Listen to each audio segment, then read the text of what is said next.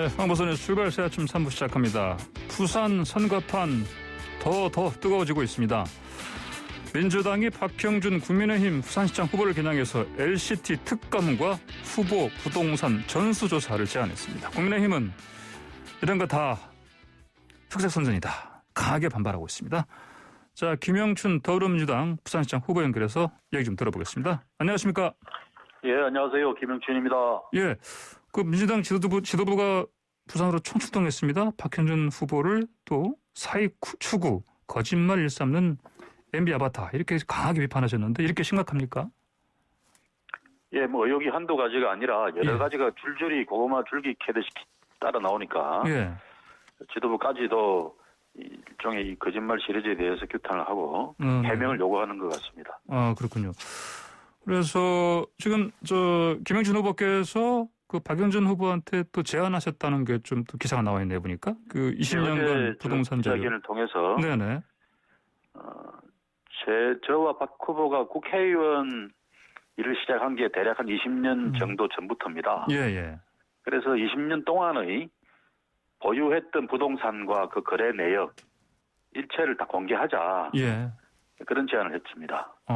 그렇군요. 다음 주 화요일 오전까지 공개하자고 했으니까 예. 아마도 공개할 수 있는 준비 기간은 충분한 것 같습니다. 네.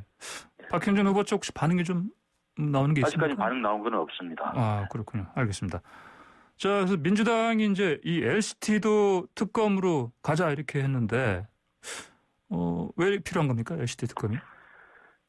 LCT가 뭐 이미 전국 언론을 통해서도 많이 보도가 됐습니다만 부산의 예.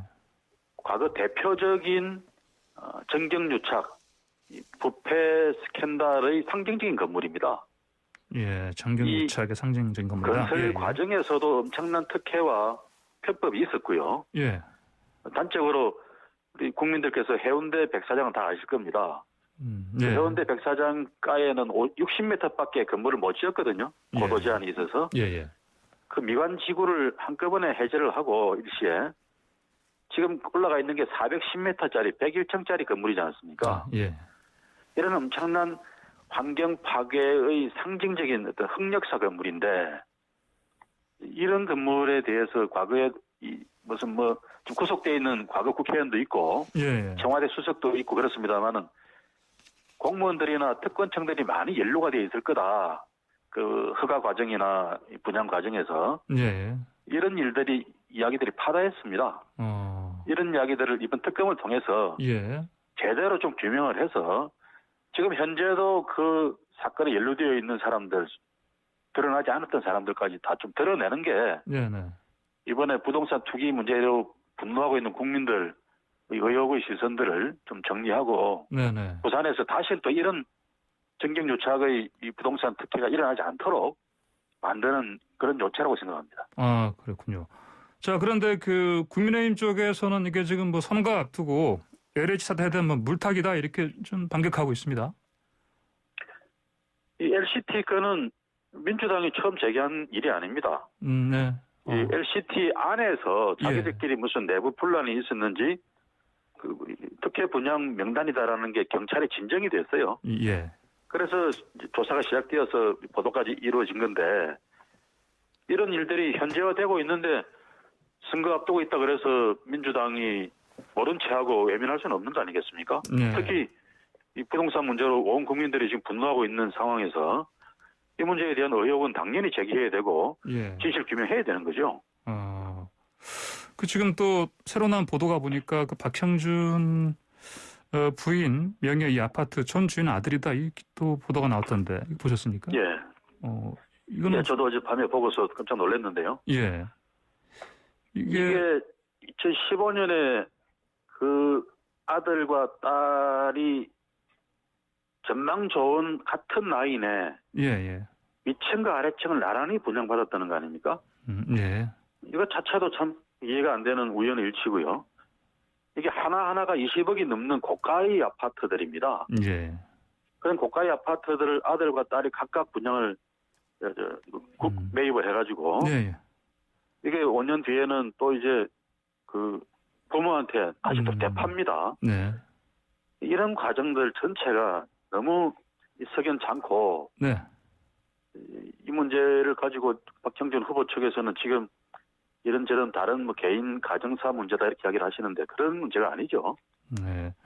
박 후보 측에서는 작년 1월 달에 작년 초에 사서 시세 차익만 한 20억 정도 거뒀다 한 채당. 예. 이렇게 지금 알려져 있는데 이런 문제에 대해서 우리 부동산 때문에 고민하고 집 갖기를 열망하고 있는 많은 서민들 입장에서는 예. 심지어 간에 천불이 나는 그런 이야기들이죠. 예. 이제 박 후보 측에서는 지금 이런저런 의혹에 대해서 좀 뭐 검찰 고발, 법적인 지금 대응을 한다고 합니다. 그렇죠?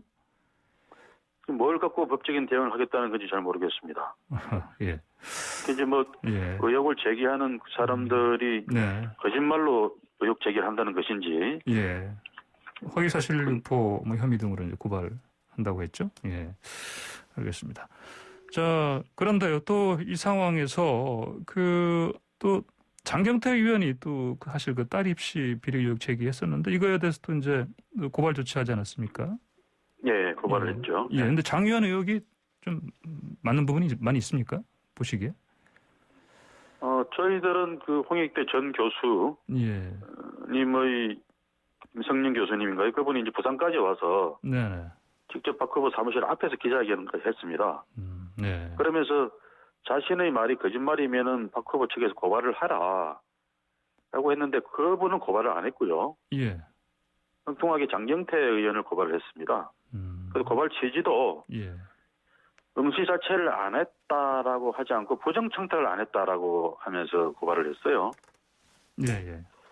그래서 이게 박 후보님이 홍익대에 연락만 하면 홍익대에서는 응시 여부를 확인해 주겠다는 거 아닙니까? 예. 그러면 간단히 진실이 밝혀질 건데 그런 간단한 확인 절차는 밟지 않고 고발부터 하는 건 왜 하는 건지 잘 모르겠습니다. 예. 그 민주당에서는 저 박 후보 쪽 그 본인 그리고 직계 조미소까지 전체 다 조사하자 뭐 이렇게 지금 주장하고 있는데 어떻게 같은 의견이십니까 지금? 제가 어제 기자회견에서 네. 예. 이 두 후보의 20년간의 부동산 보유 내역, 예. 예, 그리고 다른 뭐 친인척까지 다 하자 그러면은 좋겠지만 너무 광범위하니까 예, 예. 우선 직계 가족만이라도 그 보유 내역과 거래 내역들을 다 공개하자. 그래서 시민들로부터 심판을 받자, 평가를 받자. 예, 예. 이렇게 이미 제안을 했습니다. 그럼 이런 제안 하시려면 또 김영춘 저 후보께서도 자신이 있어서 이렇게 하시는 거 아닙니까? 어떻게? 예. 네, 뭐 저는 이제 뭐 예. 투자를 위한 부동산 매입이나 이런 것도 예. 지금 제 반채 있는 것 말고는 네. 25년째 갖고 있는 집 말고는 일체 없으니까요. 예. 네, 그래서 전 자신 있게 공개할 용의가 있습니다. 예, 알겠습니다. 지금 저 또 박형준 측에 대한 의혹 중에요. 또 그 국정원 사찰 문건 이것도 지금 나오는데 이제 이게 문건에 그 기재된 그걸 보면은 예. 박형준 저 후보가 당시 청와대 홍보기획관이었을 때 그 예. 문건 얘기하는 것 같은데, 근데 국정원 측에서는 또 뭐 또 확인된 바가 없다 이렇게 또 얘기했습니다. 이거 어떻게 봐야 되겠습니까?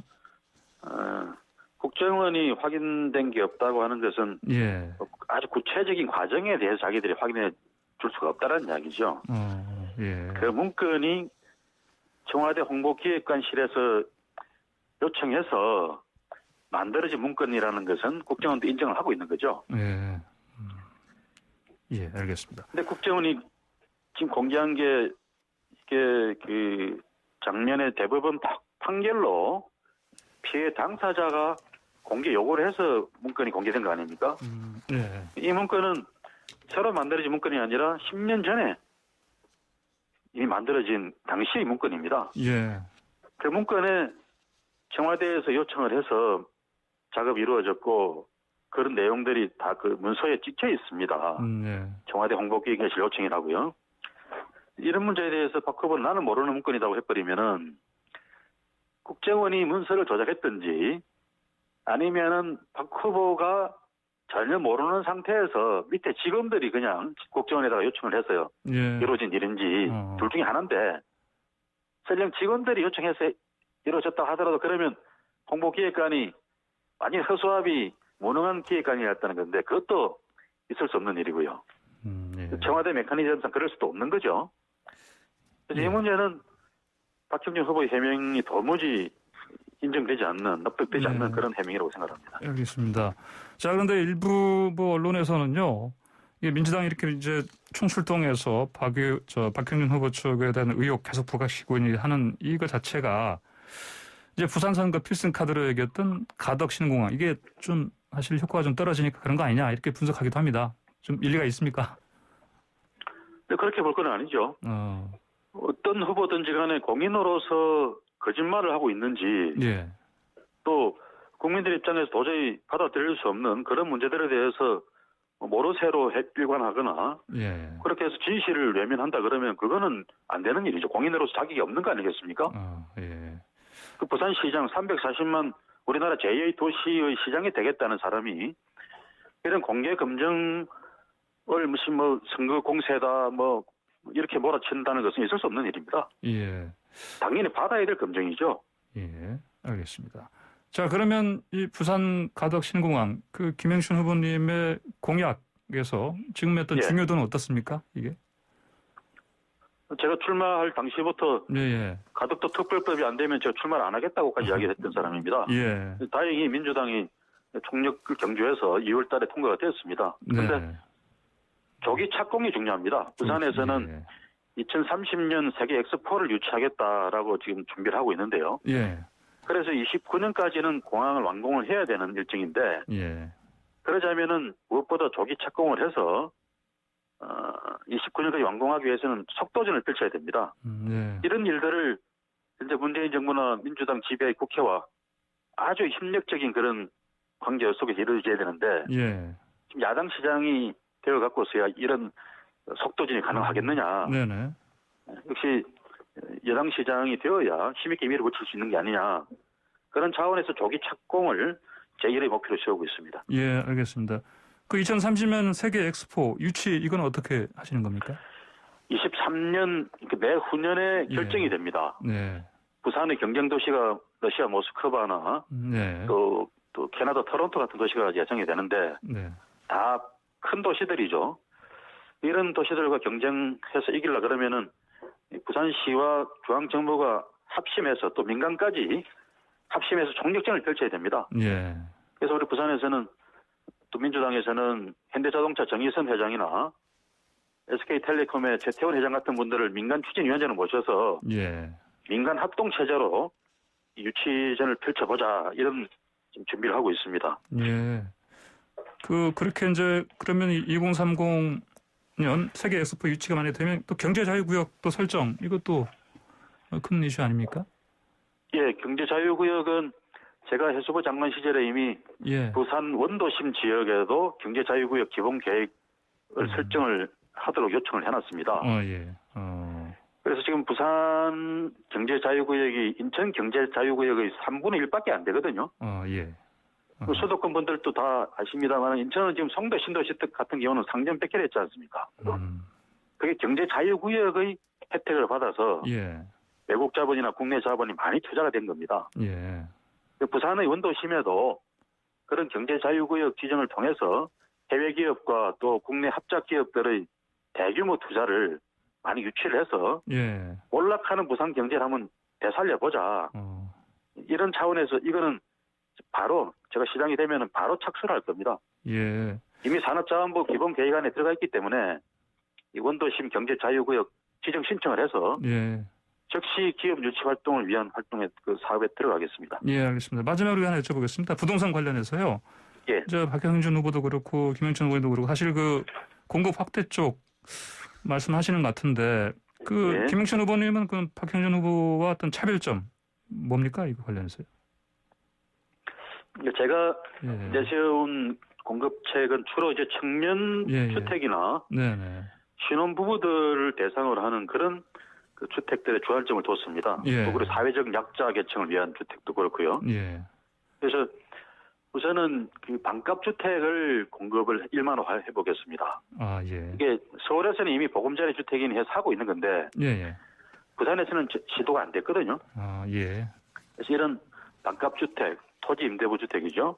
예. 이런 것과 함께 또 공공임대주택도 한 3만 호 정도 만들어서 특히 교통 접근성이 좋은 그런 지역에 두어서 청년들이나 신혼부부들이 쉽게 접근할 수 있게 그런 질 좋은 아파트들을 공공주택을 공급해 보겠습니다. 예, 알겠습니다. 김명춘 후보님 오늘 말씀 여기까지 듣겠습니다. 감사합니다. 예. 예, 좋은 하루 되십시오. 네, 전화 주십시오. 지금까지 김영춘 더불어민주당 부산시장 후보였습니다. 이번은 사건 그건 이렇습니다. 그놈이다. 자, 경북 구미 한 집에 6개월 동안 방치돼 숨진 3세 여아 사망 사건이요. 반전의 반점을 거듭하면서 실체는 계속 미궁 속입니다. 검찰에 송치는 됐습니다만. 자, 박성배 변호사 그리고 승재현 한국형사정책연구원 연구위원과 함께 자세히 알아보겠습니다. 먼저 승재현 의원님 안녕하십니까?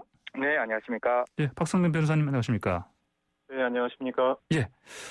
자, 먼저 이 3살 여아의 그 친모 성모 씨죠. 이 네네. 검찰 송치되는 중에도 부인했습니다. 아이를 낳은 적 없다. 그렇죠? 유전자 검사 결과를. 근데 4번이나 했는데 이렇게 부인하는 게 좀 이해가 가지 않습니다. 네, 뭐 기본적으로 사실은 4번이 아니고 5번인 거예요. 아, 그래요? 4번은 이제 국과수에서 수사를 하고 예. 경찰 수사 받는 중에 나 DNA 샘플 이거 잘못된 거 아니냐라는 예. 이야기를 아마 했을 듯해요. 그래서 경찰에서 직접 다시 한 번 더 그 석씨에 대한 DNA 샘플을 조사를 해서 예. 그것도 DNA가 동일하다. 라고 나왔음에도 불구하고 지금 석씨는 사실 검경수사권 조정 이후에 경찰이 수사 종결을 할 때는 이제 검찰에 이제 서류만 송치하면 되는데 예. 기소 의견으로 넘겼을 때는 이제 검찰도 구속 상태에서 10일, 최장 11일 더 연장해서 한 20일 정도 검찰에서 수사를 할 수 있기 때문에 예. 송치 과정에 다시 한번 기자들이 적극적으로 물었는데 예. 심지어 기자 손을 잡으면서 아니면 그 앞에서 만인이 믿는 국가수인데 예. 나의 말도 좀 믿어달라라는 약간 앞뒤가 안 맞는 말을 해서 도대체 국민들 입장에서는 석씨가 도대체 어떤 생각을 가지고 있느냐, 얼마만큼 자기의 범행을 은폐하고 있느냐에 대해서 다시 한번 분노하는 것이고 예. 10번을 말하고 100번을 말해도 저의 입장에서는 DNA는 거짓말하지 않는다. 지금의 사망한 아이는 석씨의 아이가 맞다. 이렇게 말씀드리겠습니다. 예. 승재현 의원님, 우리 한국 경찰의 DNA 검사를 통한 수사 능력이 상당히 탁월하다. 이런 평가를 받지 않습니까? 네네. 네. 그럼에도 불구하고 여전히 혹시 이게 이 DNA 검사 방금 박성배 변호사 말씀하신 것처럼 4번에 5번 했다고 하는데 혹시나 틀릴 가능성 그런 건? 기본적으로 DNA 검사라는 게 2가지 방법이 있어요. 그러니까 오류가 나는 거는 DNA 샘플 자체가 오염이 되면 DNA 샘플이 오염이 됐으니까 결과가 어떻게 나오는가 하면 A라는 대조군과 매치되지 않는다. 혹은 그 DNA 검사 결과가 확인되지 않는다. 이렇게 나오는 거고 그러면 매치된다고 나왔으니까 두 번째 저희들이 생각할 수 있는 거는 샘플이 바뀌었을 확률. 즉 김 씨의 샘플인데 그 국과수에서 석 씨의 샘플로 오해를 했을 수 있는 가능성이 있기 때문에 제가 말씀드렸지만 다시 한번 석 씨의 그 DNA 샘플을 채취해서 그 샘플을 가지고 국과수에서 검토했기 때문에 DNA 샘플도 바뀔 확률이 없다.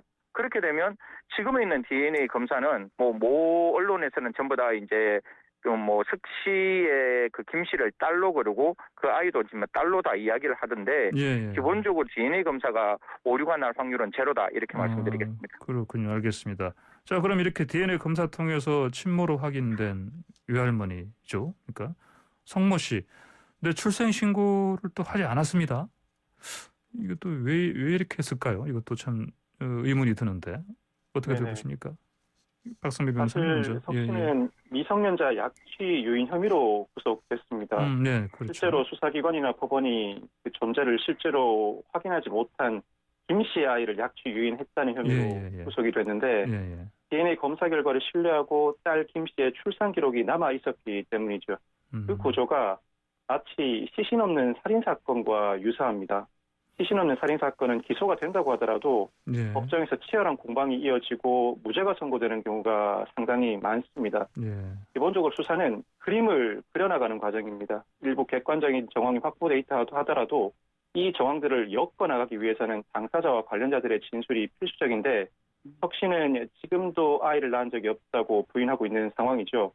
사실 이런 경우에는 그 당사자의 핸드폰을 압수수색해 뒤통직을 진행하고 계좌와 주변인 탐문을 진행해야 하고 그동안 침묵을 지키다가도 구속된 이후에는 진술을 하기도 하는데 석 씨는 일관되게 자신의 범행을 부인하고 있습니다. 경찰은 이 경우에 산파, 위탁소 등 위탁모 등 일반적인 출산과 양육과 관련된 기관이 아니라 보다 지역적이고 구체적인 출산, 양육 기간을 찾게 될 것이고 일부 외부 활동 기록이 확인된다고 한다면 타 지역의 산부인과로 수사 범위를 넓힐 가능성이 있습니다. 이 사건이 지난 17일 검찰에 송치가 됐지만 경찰이 송치 이후에도 수사를 계속할 것으로 보입니다. 그래요? 심지어 기소 이후에도 피의자 신문만 못한다 뿐이지 수사는 이어나가는 경우가 많고 현재 살인이나 미성년자 약취유인은 검찰의 직접 수사 범위에 포함되지 않기 때문에 검찰이 보완 수사 요구를 하고 경찰이 구속 기간 중에 그동안 수사를 진행해왔던 내역을 토대로 수사를 더 이어나가는 방식으로 조사가 이어지지 않을까 싶은 생각이 듭니다. 보완 수사는 이제 검경 수사권 조정 때문에 이전에는 뭐 지시라고 했는데 지휘라고 했는데 지금은 이제 지휘가 아니라 보완 수사 요구라고 합니다. 요구라고 보통 하죠. 이제는 또. 네네. 자, 근데 지금까지 수사가 사실 DNA 검사 말고는요.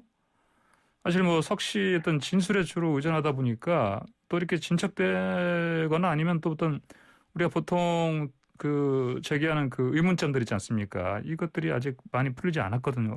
앞으로 어떤 부분 중점적으로 가는 게 좋다고 보십니까? 지금 변호사님이 아주 말씀 잘 주셨는데요. 사실 지금 아마 경찰에서는 이게 아마 수사 중이기 때문에 저희 이제 시청자들이나 저희들한테도 알릴 수 없는 부분이었겠지만 그런 어떤 기본적으로 아이가 10개월 동안 임신을 하는 과정 속에서 단 한 번도 병원에 가지 않고 뭐 아이를 이렇게 출산을 하거나 출산하는 과정에 누구의 도움도 없이 아이를 출산할 수 있는 나이대는 아니에요. 석 씨가. 그렇기 때문에 40대라면 분명히 그 과정 속에서 병원도 갔을 것이고 출산에 도움을 줬는 사람도 있을 것이고 분명히 아이를 출산했다면 그 아이의 친부도 있을 거니까 나는 그런 부분에 대해서 광범위한 수사를 진행하고 있을 것이라고 생각을 합니다. 그래서 그런 과정의 수사도 필요하지만 어제 이제 그 김 씨가 이제 그 석 씨하고 이야기하는 과정 속에서 저희를 다시 한번 놀라게 했던 게 내가 아이가 이제 발견되고 난 다음에 이제 석 씨가 김 씨에게 전화해서 내가 아이를 치울게라고 이야기를 했다면 분명 김 씨와 석 씨 사이에 어느 정도의 인적 유대 관계가 또 있는 거 아니냐. 우리가 생각하듯이 완전히 절연된 관계가 아니라 그들 사이에 어느 정도의 모자지간에 그러니까 모녀지간의 관계는 존재를 했다면 그 관계 속에서 다시 김 씨에 대한 좀 정확한 그 피해자 신문을 더한다든가 김 씨에 대한 어떤 또 다른 수사를 통해서 과연 석 씨와의 관계에서 어떤 문제가 있었는지를 조금 더 추궁을 한다면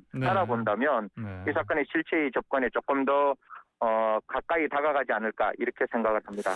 우리가 보면 지금까지는 좀 조심스럽다 보니까 공모라는 얘기를 안 하는데 그렇지 않습니까? 그 가능성도 당연히 열어놓고 수사를 할 수밖에 없죠. 네네, 그렇습니다. 어제 이제 전화해서 저희들은 이것도 참 요새 뭐 수사에서 앞뒤를 이야기를 안 해주고 한 단어만 이야기가 나왔죠. 치울게.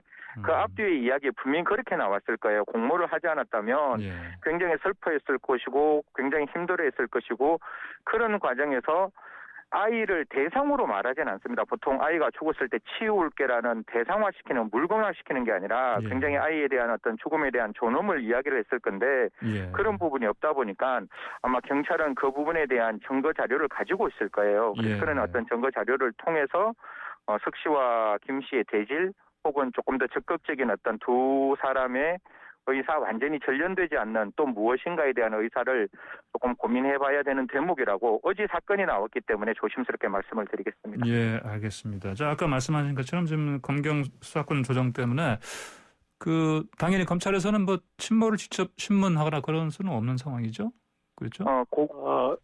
네네. 그렇죠. 알겠습니다. 친모를 직접 신문하는 방향보다는 경찰에 보완 수사를 요구해 친모에 대한 신문이 계속해서 이어지도록 수사를 이어나갈 것으로 예상됩니다. 그렇죠. 알겠습니다. 자, 그동안 경찰이 이제 프로파일러까지 투입했습니다. 근데 사실 나온 게 별로 없어요. 그렇죠? 네. 그 정도로 그러면 프로파일러가 투입됐으면 기본적으로 방금 이제 그 승용 의원께서 말씀하신 것처럼 그 보통 어떤 범죄자 피의자들의 어떤 심리 상태라든지 이런 것들을 세세하게 좀 이렇게 들여다보면서 하는 건데 그럼에도 불구하고 전혀 나온 게 없는 거. 이거 어떻게 봐야 되겠습니까, 이걸? 석 씨의 경우에는 내가 앞으로도 침묵을 유지한다면 추가적인 증거가 없는 상황에서 혐의를 벗을 수 있다는 기대를 아직도 가지고 있는 것 같습니다. 그러다 보니까 프로파일러를 투입해 진술을 유도해도 범행을 전혀 인정하지 않는 것으로 보이는데 결국은 침묵을 유지하는 것이 본인에게 이롭지 않다는 설득을 해내야 합니다. 즉 자백을 함으로써 양형 참작 사유로 형량을 낮추어야 한다는 생각을 가지게 만들어야 하거든요. 기본적으로 침묵을 지킨다고 하더라도 DNA 검사 결과에 따라 숨진 3세 여아의 친모가 석시라는 사실은 바뀌기 어렵습니다. 그렇다면 본인이 구속영장이 발부된 사건, 즉 사라진 여아에 대한 미성년자 약취 유인 혐의에 더해서 숨진 3세 여아의 경우에는 자신의 딸인 김 씨가 현재 살인 아동학대 혐의로 구속이 되어 있지만 사실 숨진 3세 여아, 이 아이를 보호 양육할 의무는 친언니인 김 씨가 아니라 친모인 석 씨에게 있습니다. 상황에 따라서는 숨진 3세 여아에 관한 부작위에 의한 살인, 일정한 조치를 취하지 않음으로 인해 죽음에 이르게 한 그 책임은 석 씨에게도 더해질 가능성이 있습니다. 침묵을 유지할 경우에는 사라진 여아에 대한 미성년자 약취 유인 외에도 숨진 3세 여아에 대한 부작위에 의한 살인죄도 더 더해져 형량이 상당히 높아질 가능성이 높다. 그런 상황인 바에는 오히려 범행의 전반을 털어놓고 양형 참작 사유로서 형량을 낮추는 방식으로 진술을 해야 된다고 설득을 해 나가는 부분이 더 중요할 것 같습니다. 알겠습니다. 승지원 의원님. 네네. 지금 말씀하실 거 있습니까? 아니요. 계속. 지금 사라진 아이 있지 않습니까? 김 씨가 출산한 아이죠. 그러니까 네네. 그럼 이 아이를 좀 찾게 되면 좀 수사가 좀 진척이 좀 되겠습니까? 그 부분은 완벽하게 지금 진척이 될 수 있는 게 아이가 살아 이제 돌아오면 그 사이에 지금 김 씨의 아이는 정말 국민품안으로 돌아와서 저희들은 또 한 번 안도의 한숨을 쉴 것이고 석 씨가 지금까지 이야기하고 있던 그 거짓말이 무너질 수가 있는 거잖아요. 그러니까 결국 김 씨가 아이를 낳았다고 이야기하는 그 아이가 사망인 것이 아니라 살아 돌아왔다면 석 씨가 지금부터 시종일관 부인하고 있는 그 부분이 분명히 무너질 수 있기 때문에 가장 중요한 거는 우리 변호사님도 말씀 주셨다시피 과연 누가 이 아이의 신부인지 그리고 이 아이가 어떻게 출산을 했는지 지금 사망했는 아이 그리고 뿐만 아니라 김 씨가 실제로 출산한 아이가 살아 돌아온다면 이 사건은 굉장히 이제 급격하게 굉장히 발전적으로 사건의 실체의 진실이 드러날 수 있다 이렇게 말씀드리겠습니다. 근데 그러면 이렇게 이제 실종된 아이를 찾기 위해서라도 사실 경찰에서 그동안 공개 수사를 하는 게 더 낫지 않냐 이런 또 의견도 나옵니다. 네네. 이게 근데 공개 수사라는 게 이제 우리 국민께서 바라보시는 공개 수사와 이제 우리 수사기관에서 는 공개 수사는 조금 다른 게 첫 번째 공개 수사의 방법은 피의자 즉 범인이 어디 있는지를 모를 때 범인의 사진을 들고 국민 여러분께 이 사람이 어디 있는지 좀 알려주세요라는 공개 수배를 하는 방법이 있고 아이가 실종이 되었을 때 이 아이를 좀 찾아주세요. 즉 피해자가 존재하지 않을 때 피해자를 공개 수사함으로써 그 피해자를 빨리 찾을 수 있는 방법이 있는데 지금 같은 경우에는 1차 피해자 사망했는 아이는 이미 사망을 했고 그다음에 그 어머니는 석 씨라는 사람은 구속되어 있고 그게 관련된 김 씨도 구속되어 있다면 사실 우리가 공개 수사할 수 있는 방법은 김 씨가 실제 출산했는 아이를 공개 수사를 해야 되는데 그 사진은 제가 알기로는 초음파 사진 이상은 없다라고 알고 있거든요.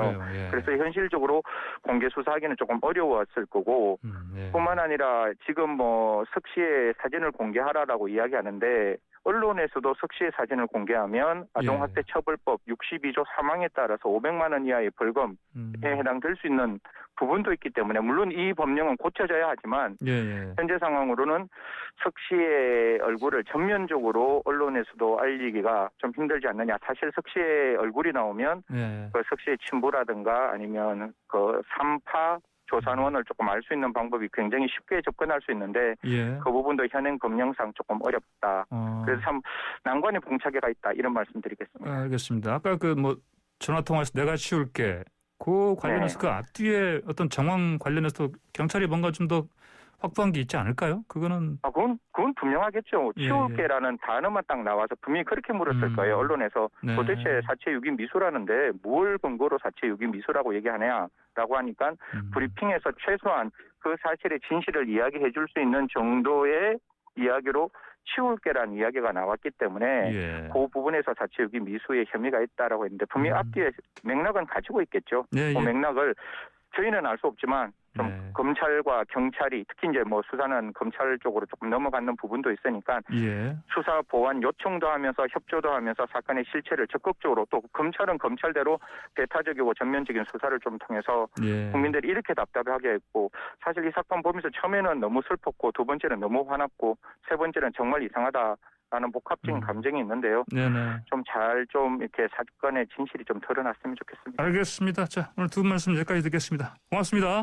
네, 감사합니다. 네, 지금까지 성재현 한국형사정책연구원 연구위원 그리고 박성배 변호사와 함께했습니다.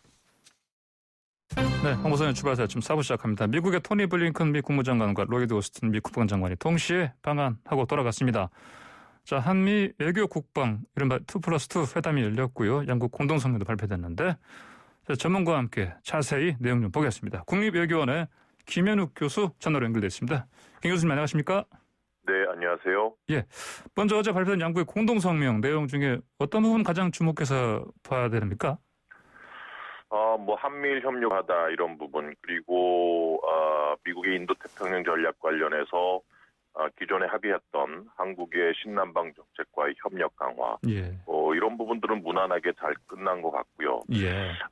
한 가지는 이제 북한 관련해서 북한 핵과 미사일 부분이 결국 동맹의 주요 관심사다 이렇게 담겼단 말이에요. 그래서 기존에 우리가 기대했던 한반도 비핵화 또는 북한 비핵화 그 부분이 담기지 않고 좀 문구가 바뀌었다는 점이 조금 주목해야 될 것 같아요. 예, 그렇군요. 알겠습니다. 근데 또 저 공동성명에서는 그 중국 얘기가 없었는데 기자회견에서 나왔습니다. 왜 이렇게 바뀌었을까요?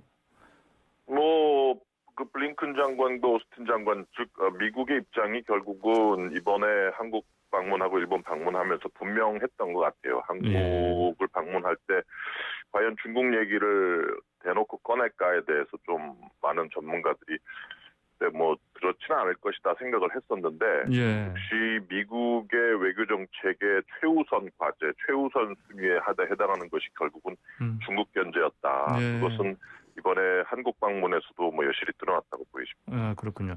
방금 말씀하신 것처럼 이제 북한, 북핵 뭐 이런 우리가 관심을 크게 기울이는 부분에서는 사실 이렇게 크게 나온 게 없는 것 같은데. 그러면은 이번 그 두 사람의 방문 그리고 회담 이런 것과 앞으로 수주 안에 이제 완성한다는 그 바이든 정부 대북 정책이요. 그 내용과 이를테면 이번 회담에서 크게 뭐랄까 여기서 그 영향을 줄 부분이 지금까지는 사실 우리가 발견할 수는 없는 상황 아니겠습니까? 그 쿼드 정상회의를 지난주에 했고 그리고 일본 방문하고 한국 오면서 미국이 계속해서 보여줬던 대북 정책에 대한 어떤 힌트를 좀 얻을 수 있을 것 같아요. 아, 그렇습니까? 그러니까 한국에서 빼고 쿼드 정상회담이나 일본에서는 북한의 완전한 비핵화라는 얘기를 했단 말이에요. 그러니까 그 북한 비핵화에 대해서 북미 간의 협상을 할 때 트럼프 대통령처럼 뭐 연합훈련 중단이라든지 대북적 대시 정책 폐지는 아마 어렵지 않을까. 아마도 미국이 내세울 카드는 뭐 제재 완화, 그러니까 북한이 비핵화 진척이 있으면 제재를 풀어주고 이게 진척이 없으면 다시 스냅백으로 하는. 아마 그 정도가 지금은 생각할 수 있을 것 같고요. 제재를 계속해서 가져가면서도 협상과 외교를 할 것 같아요. 그래서 기본적으로 아마 이란 핵 합의를 적용을 하면 그래도 한국이 적용하는 단계적 협상 가능성이 좀 있어 보인다. 일본은 여기에 대해서 좀 반대를 하고 있어요. 단계적 협상에 대해서. 그래도 아마 단계적 협상이 지금으로서는 뭐 북미 간의 협상을 하게 되면 뭐 유일한 안이 되지 않을까 싶습니다. 그렇군요. 말씀하신 것처럼 지금 블링컨 국무장관하고 오스틴 국방장관이 일본을 먼저 거쳐서 왔거든요. 그렇지 않습니까? 그렇다면 이번에 우리 한국에 와서의 어떤 외교 국방 2+2 회담에서도 어떤 이 두 양국에서의 그 회담 이걸 조율한 부분도 있지 않겠습니까? 당연히 내용을 어느 국가하고 어느 국가만. 그러니까 일본에서 먼저 갔고 일본에서의 회담 내용 그다음에 한국에 와서의 회담 내용 있지 않습니까? 그러니까 대북 정책에 있어서는 결국은 일본, 한국이라는 동맹국들의 의견을 듣고 이제 정책을 조율해서 이 결과를 내겠죠. 근데 이제 역시 일본은 납치자 문제, 그 납북자 문제에 상당히 치중을 하고 있고, 또 한반도의 비핵화가 아니라 북한 비핵화, 그리고 제재와 억제에 좀 더 초점을 맞추고 있고요. 한국은 거기에 비해서는 좀 외교와 협상, 그리고 북한과의 어떤 대화의 파트너십, 평화 프로세스, 그리고 북한 비핵화가 아니라 한반도 비핵화, 예를 들어서 싱가포르 정상회담에서 나온 그 선언을 좀 물려받자 이런 입장이기 때문에 아마 미국 입장에서는 이 두 개를 좀 절충해서 적절히 잘 내놓을 것 같은데, 근데 문제는 뭐냐면 그 바이든 대통령도 그랬고 이번에 블링컨 오스틴 장관도 그랬듯이 북한에 대해서 가지고 있는 미국의 인식이 상당히 좀 강하게 바뀌었다는 점, 북한을 위협이라고 계속해서 얘기를 하고, 그런 점들은 아마 추후에 북미 협상에서 트럼프 때처럼은 완전히 돌아가기 쉽지 않다 이렇게 보여집니다. 그렇군요. 자, 북한에서도 사실은 그동안 좀 말이 없다가 그 2+2 회담 열리니까 또 민감하게 반응한 것 같습니까? 그 김여정 북한 노동당 부부장도 그렇고 또 최선희 북한 음성 제1부상도 그렇고요. 이 담화 내용들을 어떻게 봐야 되겠습니까? 일단은 기존에 북한이 고집했던 그런 연합훈련 중단이라든지 대북 적대시 정책 폐지를 해라.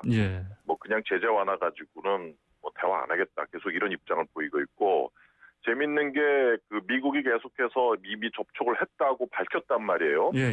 근데 밝히는 내용이 그러니까 북한 한반도에서의 어떤 긴장이 고조되는 것을 막기 위해서 접촉을 시도했다 이렇게 말을 해버렸어요. 그러니까 북한 입장에서 기분이 나쁠 수밖에 없는 거예요. 그러니까 미국이 정말 진정성 있게 북한과 대화를 원해서 접촉한 게 아니라 그 대북 정책 리뷰 끝날 때까지는 좀 도발하지 말라, 관리용으로 우리한테 접촉한 거냐 이러면서 기분이 상당히 나쁜 상태에서 그 최선희의 담화가 나온 거죠. 그래서 계속 로우키로 미국은 거기에 대응하지 않겠다고 하고 있고, 대북 정책 리뷰가 나와 봐야 아마 본격적으로 시작이 되지 않을까 싶습니다. 그렇군요. 알겠습니다. 북한의 그 도발 가능성, 이걸 좀 어떻게 봐야 되겠습니까? 지금 상황에서? 지금은 아니고요. 결국은 이제 미국의 대북 정책의 틀이 좀 나와줘야 아마 북한도 판단할 수 있을 것 같아요. 그래서 틀이 나왔는데 이거는 북한 입장에서는 도저히 못 받겠다. 실무회담을 해야 되는데 이란하고 합의했던 경우에도 한 1년 반을 실무 협상을 하고 150페이지의 합의서를 만들었는데 북한이 이런 거 받기 쉽지 않거든요. 그리고 가서 사찰단이 들어가서 검증하는 것도 쉽지 않고, 그래서 아마 대북 정책 리뷰의 결과를 보고 아마 북한도 추후의 행동에 대해서 판단을 하지 않을까 싶습니다. 그럼 알겠습니다. 자, 그리고 방한한 그 두 장관이요. 일본을 거쳐서 왔는데 그 미국이 양국의 한일 관계 개선, 한미일 공조 강화, 이거 주문한 것이라는 관측 많지 않습니까? 어떻게 보십니까? 지금 이번에 일본, 한국 방문한 가장 큰 목적이 결국은 한일 관계 회복이죠. 지금 한미일 3국 공조를 통해서 결국 미국은 중국 견제를 위한 하나의 완성된 그러한 그림을 만들어내겠다는 입장이고, 근데 지금 일본과 미국은 중국도 위협으로 보고 있고 북한도 위협으로 보고 있고 상당히 위협 인식에 대해서 일본, 미국은 공통적으로 가고 있는 반면에 한국은 그래도 어떻게 중국을 적으로 보는 것, 중국을 도전으로 보는 것도 상당히 부담스럽고, 그리고 북한도 위협이라고 보기보다는 어떻게 해서든 평화 프로세스의 대상으로 대화의 대상으로 자꾸 보고 싶어하기 때문에 이런 위협 인식에 대한 간극이 좀 있어요. 그래서 아마도 그런 것들을 어떻게 좀 이번 기회에 한미일 3국 안보 협력을 통해서 공통화시켜 나가느냐, 이게 아마 추후에 우리가 가지고 있는 또 과제라고 봐야 되겠죠. 알겠습니다. 네, 김 교수님 오늘 말씀 여기까지 듣겠습니다. 고맙습니다. 네, 감사합니다. 네, 지금까지 김현욱 국립외교원 교수와 함께했습니다. 자, YTN 스포츠부 조은지 기자, 스포츠가 얼마나 좋은지 오늘도 보겠습니다. 안녕하십니까? 안녕하세요. 예. 시간 관계상 손흥민 선수 앞에 제가 준비했는데 일단 짧게? 스킵하고요. 예. 배구 여제 김연경 선수가 의미심장한 말을 했습니다. 이별을 암시하는 것 같은 김연경 팬들이라면 가슴이 철렁할 말을 했는데요. 예. 어제 플레이오프 앞두고 미디어데이 있었는데 김연경 선수가 한국에서 배구를 계속할지 어떻게 될지 모르는 상황이기 때문에 이 기회를 잡아서 우승하고 싶은 생각이 간절하다 이런 말을 했습니다. 우승에 대한 열망인 것 같기도 하고 또 올 시즌 끝나면 V리그 떠날지도 모른다는 뜻으로도 읽히는 그런 오묘한 말인데요. 그래요? 흥국생명 김연경 선수 올 시즌 앞두고 11년 만에 국내로 돌아오면서 통합 우승 또 도쿄올림픽 메달 꿈을 부풀렸는데 뭐 이재영, 이다영, 쌍둥이 자매와 갈등, 불화설로 힘들었고요. 이후에는 학교 폭력으로 이들이 빠지면서 이제 코트에서 또 힘들었습니다. 몸도 마음도 너무 이제 지쳤을 텐데 그리고 정규리그 우승도 GS 칼텍스에 내주고 이제 흥국생명은 2위로 마쳤거든요. 내일부터 3위 IBK 기업은행과 봄배구를 시작합니다. 팬들도 좌석에 10% 입장하거든요. 단기전에 특수성이 있는 만큼 어떤 모습 보여줄지 일단 기대가 되고요. 기업은행에는 또 김연경과 초등학교 때부터 친한 공식 단짝입니다. 김수지 선수 있는데 둘의 그 불꽃 튀는 우정을 뛰어넘는 맞대결도 관전 포인트입니다. 그렇군요. 자 주말에 프로야구 추신수 선수도 드디어 나오죠? 네. 내일 프로야구 시범 경기를 시작합니다. 그 정규리그 개막은 4월 3일인데 일단 내일부터 30일까지 11일 동안 팀당 10경기씩 몸푸는 뭐 예행 연습이랄까요? 전초전이랄까요? SSG 랜더스의 추신수가 단연 관심인데 내일과 모레 NC의 창원홈에서 이틀간 맞대결을 합니다. 그래요. 그 통합 우승을 차지했던 최강팀 NC를 상대로 메이저리거 방망이가 얼마만큼 위력적일지 가늠할 수 있을 것 같고요. 코로나19 때문에 관중들은 못 들어와요. 무관중이라 TV로 보셔야 될 것 같습니다. TV 많이 보시겠네요. 보니까. 네, 알겠습니다. 자, 아까 스킵하신 거. 네. 손흥민 선수 얘기 좀 해주세요. 네, 오늘 새벽에 사실 토트넘 경기 있었는데 디나모 자그레브와 유로파리그 16강 2차전입니다.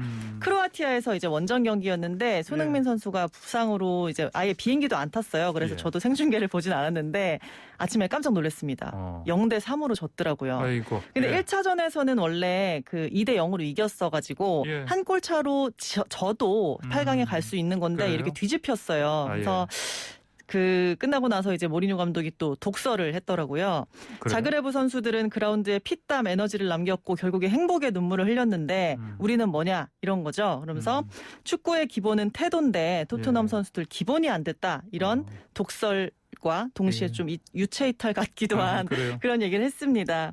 손흥민 선수 공백 참 아쉬울 텐데 이제 월요일 새벽 4시 반에 프리미어리그 에스턴 빌라전 있는데 여기도 아마 뛰기 어렵지 않을까 싶긴 한데요.